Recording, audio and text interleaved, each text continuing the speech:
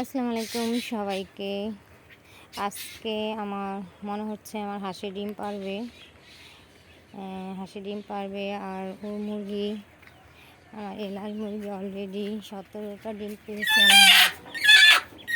দীর্ঘ 1 বছর পর ডিম পারলো, 17টা ডিম পেয়েছে আলহামদুলিল্লাহ। আর এই মুরগিটাও মনে হচ্ছে আজকে ডিম পারবে, এই সাদা মুরগিটা। আমার এখানে এরকম মুরগি 2টা, একটা বাচ্চা নিয়ে উঠে গেছে আর এটা আছে সিরিয়ালে। আর মনে হচ্ছে হাঁসের ডিম পারবে। হাঁসিটা কিছু নাকি ঢুকছিল, নাকি ডিম পারছে, না ডিম পারেনি। তো আমার মনে হচ্ছে দেখা যাক কি হয়। সে ওটা ডিম পারবে। ওর কন্ডিশন খারাপ, সকাল থেকে এমন শুরু করছে। ও আলহামদুলিল্লাহ আমার সব মুরগি এখন ডিম পারতেছে, সিরিয়ালে আছে অলরেডি। 2টা সিরিয়ালে ডিম পারতেছে, যেটা রানিং পারবে হয়তো। আর মনে করেন লাল পিঙ্কি না, যেটা মাত্র বাচ্চা নিয়ে উঠছে, বের হয়েছে, ও তো একটু সময় লাগবে, 10-12 দিন। এই যে হাঁস ঢুকে গেল।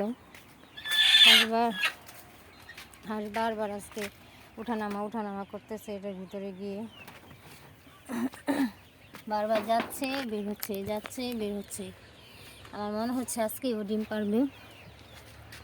ও ডিম পাড়ার সময় 7 মাস হলো, 7 কি 8 মাস হয়েছে হয়তো। হ্যাঁ 7 মাস, কারণ ফেব্রুয়ারি মাসে ওর হচ্ছে গিয়ে ডিম পাড়ার কথা। মার্চ এপ্রিল হলো, তার মানে 7-8 মাসে পড়ছে। তো ফাইনালি এই ভিডিওর প্রথম পর্ব হিসেবে রাখলাম। যদি ডিম পারে পরবর্তী আবার ভিডিও একটা নিয়ে আসবো। এ পর্যন্ত রোজ আবার বের হয়ে আসছে। এ পর্যন্ত সবাইকে ধন্যবাদ।